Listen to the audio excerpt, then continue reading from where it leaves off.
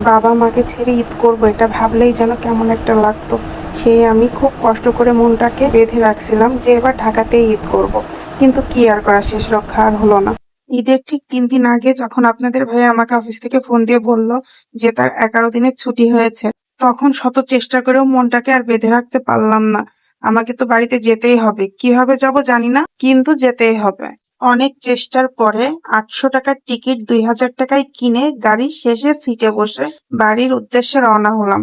এত কষ্টের পরেও এটা ভেবে ভালো লাগছে যে এ বছরের শেষ সেহরিটা বাবা মার সাথে করতে পারবো। দেখতে দেখতে আমরা কিন্তু পদ্মা সেতুতে চলে আসছি।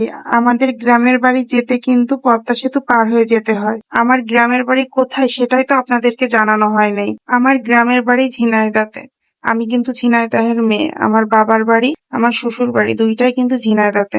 যাই হোক, এই পদ্মা সেতু চালু হওয়ার পর থেকে কিন্তু আমাদের ঝামেলা অনেকটাই কমে গিয়েছে।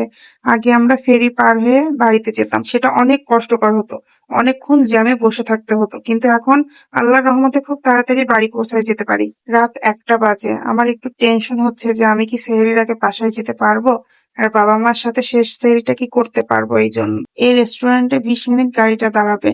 আদিয়াত আর তার বাবা একটু নিচে হাঁটতে চলে গেল। ওই দেখেন আমার আদিয়াত দৌড়াচ্ছে। আল্লাহর রহমতে আরো 1.5 ঘন্টা জার্নি করার পর ঝিনাইদহতে পৌঁছে গিয়েছিলাম। এই তো আমি আমার সেই চেনা শহরে চলে আসছি। কি যে শান্তি লাগছে তা কাউকে বলে বোঝানো যাবে না। এটা কিন্তু ঝিনাইদহের একদম মিডিল পয়েন্ট। এই জায়গাটার নাম পায়রা চত্বর। ঈদের জন্য জায়গাটা এত সুন্দর করে সাজানো হয়েছে, দেখে মনটা ভরে যাচ্ছে। গাড়ি থেকে নেমে আমরা একটা রিক্সা নিয়েছি। এখান থেকে আমার বাবার বাসায় যেতে মাত্র 5 মিনিটের মতো লাগে। এই তো চলে এসেছি। আদিয়াতের নানা ভাই আর নানুমণি এখনো কেউ ঘুমায় নাই, আদিয়াতের জন্য অপেক্ষা করছিল। আর এটা হচ্ছে আদিয়াতের একমাত্র মামা, সে আদিয়াতকে খুব মিস করে। আলহামদুলিল্লাহ, শেষ সেহরিটা বাবা মার সাথে করতে পারবো, এটা ভেবেই খুব ভালো লাগছে। আজকের ভিডিওটা এই পর্যন্ত।